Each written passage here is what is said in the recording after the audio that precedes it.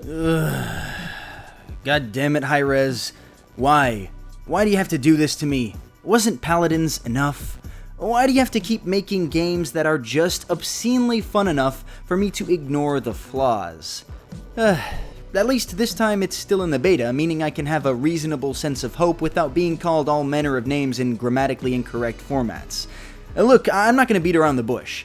This game is dumb levels of fun. Like, I hate third-person shooters, I just don't like playing them, and I especially don't like playing them against other human beings, but, well, this game is the exception. From the second I picked this game up at the request of a couple subscribers, the mechanics and controls came super duper easily to me. And, well, let's just say that because of this, I fragged the fuck out.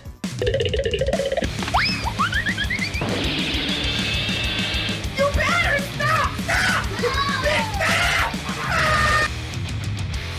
Hey bro, watch your jet. Watch your jet, bro. Watch your jet!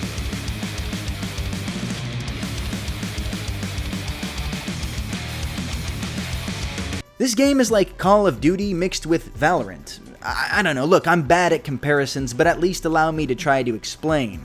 It's got the tactical nature and heavy emphasis on strategic teamwork that so many of us multiplayer aficionados crave, while also not compromising on the video gamey aspects of most traditional shooters that so many of us grew up playing.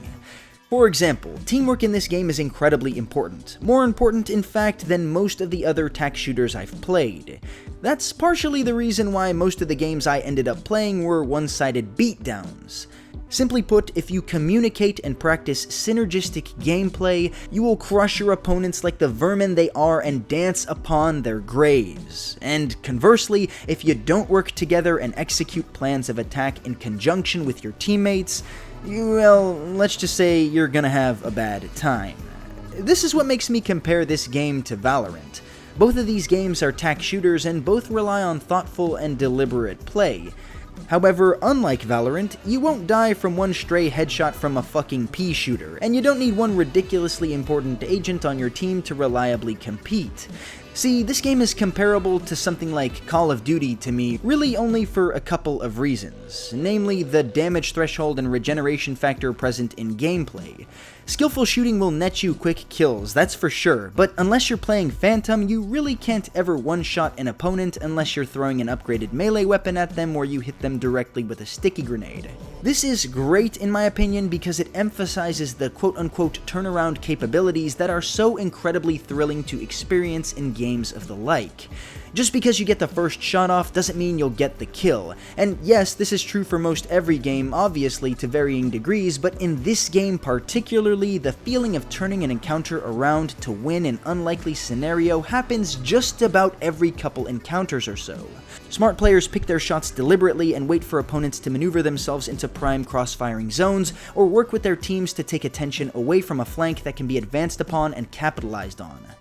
And of course, due to the third-person peeking, you have to expect your opponents around every corner, and you also need to expect them to know that you're coming before you can see them yourself. I've seen a lot of people complain about this quote-unquote peeker's advantage, but honestly it feels like a crutch that a lot of new players lean on way too much. Things like grenades and agent-specific abilities, especially as pertains to duelists, can counter this advantage with ease. And it only makes you feel that much more badass and skilled when you do end up flipping an encounter and winning against someone who was camping and got to start the engagement on their terms. Now, you might think that this tactical focus and mindful necessity would make this game slow and methodical, much like a CSGO or Valorant, but honestly, that just hasn't been the case. This game is as fast-paced and action-packed as nearly any of the non-TAC-based shooters I've played, and there's hardly ever a dull moment. Again, this kind of rings of Call of Duty to me, albeit with much more rewarding and thought-out team play mechanics. Oh, and as a side note, I really gotta hand it to Hi-rez for consistently impressing me with the little things they do in their games. Like the fact that the plane you start in at the beginning of each round has an emergency hot pocket vault under each seat. Things like this are goofy, fun to behold, and just plain delightful when you find them, and I kind of felt like I needed to mention that. Each map is loaded with cool little doohickeys, and the game overall has an insane level of polish for a beta. Now, obviously it wouldn't be fair to judge this game fully since, Well, it's still in like the first phase of the beta or something like that. But to be fair, if I had to judge this game at this point, I have to bring up that it's severely lacking in some of the most basic and fundamental of features. Like, for some reason, if you queue up and only get 2 people to join your team, the game will just proceed, even though there's an obvious and painful disadvantage between your team and your enemies. This can lead to some incredibly aggravating situations where you'll be forced to SD and end the game early in the hopes of a fair game next time.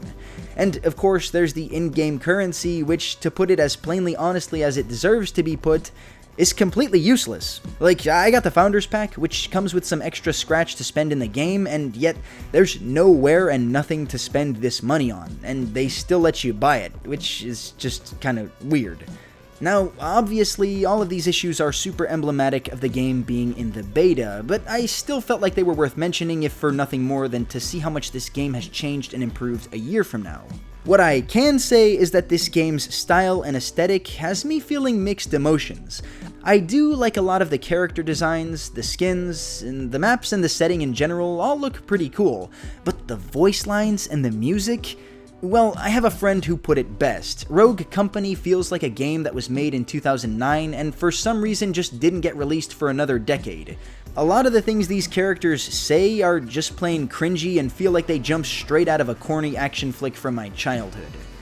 But look, admittedly, I'm nitpicking because I really do like the realistic aesthetic they went for this game. The maps are beautiful, the animations are good. I'm honestly impressed at just how polished this beta has been during my playtime. And if this really is the bar Hi-rez is setting for this game, then I can't help but be really excited for the future. Rogue Company is being built on a very solid foundation, and all in all, I would definitely still recommend this game to any and all who enjoy multiplayer shooters, even in the least. It's really easy to get the hang of, a hell of a lot of fun, especially if you're playing with a group of your friends, and it has a lot of potential for improvement and development. It's already fit into my daily gaming routine, and I'm sure that it will for you too. And if you do find yourself hungry to try this game after watching this video, well, why not pop the creator code SOGOODCONTENT into the checkout screen on the Epic Games Store. It helps me out tremendously, but more importantly, it tells Hi-rez that this audience is one that they should pay attention to, and that is pretty damn cool if you ask me. With that, this has been So Good, once again reminding you to go out there, do some cool shit, carry your team to victory on your weary shoulders, but most importantly, keep on loving good stuff.